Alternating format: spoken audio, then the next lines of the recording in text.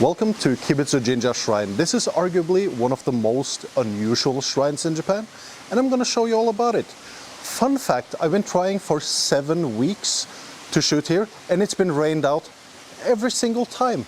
I don't know if it's the shrine protector deity who hates my heathen Viking ways, but we're here now, it's sunny and nice, and let me show you guys around.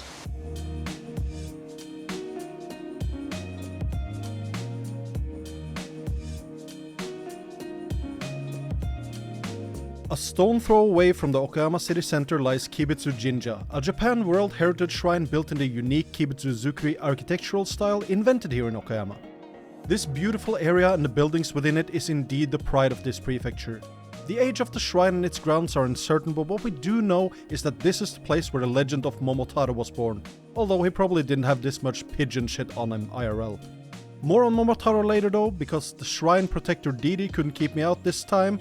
I say it's time to explore, and if this is the shrine deity that kept me out all these weeks, I'll be utterly depressed that I lost to a goddamn donkey.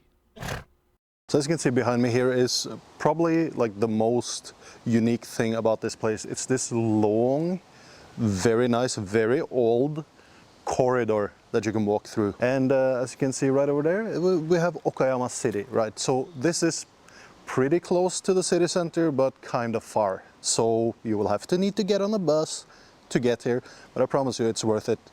Just look at the corridor. It's amazing. So walking through this corridor it's giving me kind of like a, wouldn't say a religious awakening, but it's actually kind of nice. If there's one word I would use to describe this place so far, it's got to be serene. I have never been so calm in my life. Anxiety level 0, boys. Am I right? Now this beautiful corridor does not only look great, but it has some functionality. This 360 meter long passageway leads to the other smaller parts of the grounds and is covered with a matching roof to shield you from the weather in case of rain. Wish I knew about that earlier, huh? 7 weeks, god damn it. Walking through this ancient passageway was great when we had it to ourselves, but it got crowded insanely fast by a bunch of old people. There are many exits that lead to unique places, which really add some thrill and mysticism to this whole place. So, while you're walking around aimlessly, you may end up at this miniature shrine full of plush titties that's there to protect women against breast cancer. I know, it's pretty nice, right? But don't get distracted by toy boobs, boys. We're here, we have to talk about Momotaro some more, right? So it's at this shrine that the legend of Momotaro began. Now, Momotaro is a little boy who grew up to be like a super ultra OP warrior monk, but he was apparently born from inside of a peach. Now I don't know if he was the pit or, you know, if he was a little fetus, you know, inside of all the peach flesh and then suddenly emerged out as like a fully grown man with a six-pack. I have no idea, but let's try to find out. This shrine has some history, and with history comes legends. The legend of Kibitsu no Mikoto was born here, and apparently he slayed a demon ogre to grant him his status of legendary ultra OP warrior monk.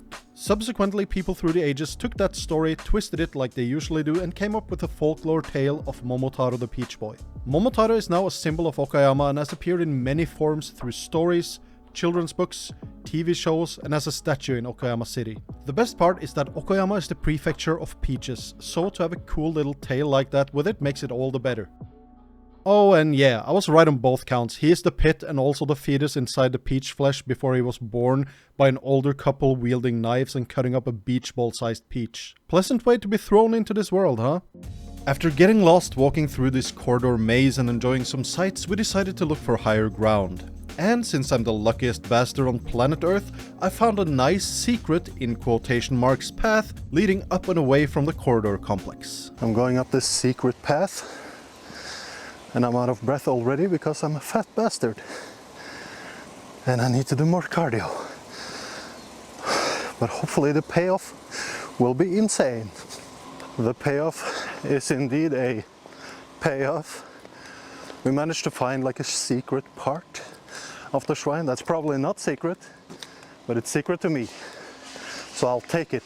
Also, this torii would slam into my tall Viking brain if I didn't bow down for it. So apparently there were no tall people 800 years ago when the shrine was built, apparently.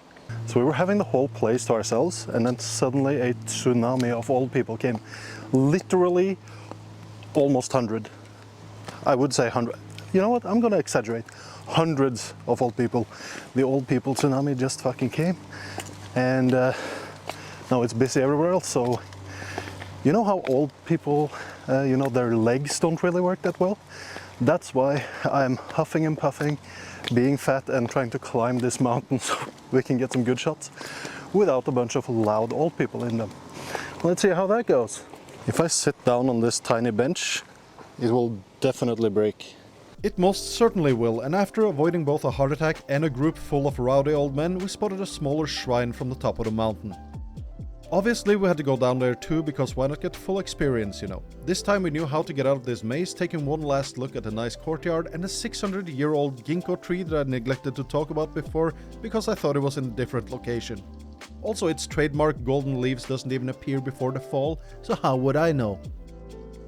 The tree is so old that it doesn't even grow ginkgo nuts anymore, but it still gets the golden color in November, which is nice. At the foot of the entrance there's a Kibidango shop for those interested, but it's probably hella expensive. I didn't. So just when you're dating like a single mom and she has some kids, right? That's not yours. It's like bonus children. Well, we're done with the main part, you know, of the Kibitsu Jinja, but we found a little bonus shrine. How do you like that comparison, huh? The dating single mothers and the shrines and everything. So we're just gonna look around here. But I found a gaggle of Magikarp, and we're gonna feed them. So let's see if I can lure some of these Magikarp to me. Kind of like a man with candy inside of a shitty white van would lure a kid. Oh my God. Okay, let's see. Nothing happened. Let's try again.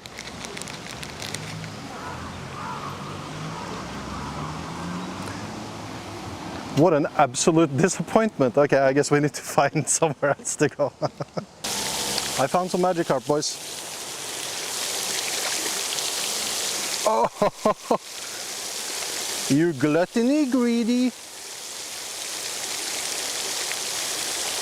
This is cool. Yeet. Don't fight. Don't fight. It's enough for everybody. The poor yellow and black guy didn't get anything, dude. I want to make sure he gets at least one. Yeah, boy. Magic Johnson. Okay, they can fight over that. I need to move because people are behind me and I'm scared and I'm antisocial and I don't want to deal with people. Bye-bye. This bonus shrine is pretty nice and had a couple of Shisa, the dog dragon protectors, waiting at the entrance. Luckily I didn't melt as I went in, so I guess I'm not evil then. A flimsy bridge you're worried will collapse under your weight is the sign that you're at a mini shrine, or you know, that you're obese. All in all, the moat and the grounds here gives off a different vibe than the main Kibitsu Jinja area. If the main area was peaceful, then this is just a comatose vibe, as there was no noise and just a super chill vibe all around. And the best part? No people! How about that? Oh, and look over here. It's the 800-year-old art of refurbishing. Man, walking around this courtyard is actually amazing. I feel spiritual, something I haven't done in quite a long time. And it's so nice and peaceful just walking around there. I am super glad I came, and you should too. You know, if you're ever in Okayama, which you probably aren't, you're probably here just to change the train, the Shinkansen, to Hiroshima, and that's fine. I can keep this all to myself then. The fish are happy and fed, and as we depart this smaller shrine, I really got to reflect on what I've experienced in this beautiful area of Okayama. You know, except for the older guy who was following me around because he was interested in the gaijin, loudly coughing up phlegm, ruining a lot of my shots. Thanks, dude. Anyways, all in all, a great experience, and getting lost in the pathways and corridors is something I can recommend to anyone in this area. Just be aware of weird old Ojisans trying to recreate that scene from Ace Ventura. Alright guys, so that was Kibitsu Jinja. Now, I would rate this place a B+. I really enjoyed myself here, but I thought it was going to be like way bigger. It's actually kind of small, but if you find yourself, you know, traveling through Okayama and you got half a day to, you know, spend here before you take your train to Hiroshima, go here, and then after that, go into town and get some hormoniaki. That's all I can recommend. So thank you guys for watching, and I'll see you next time. Okay, bye.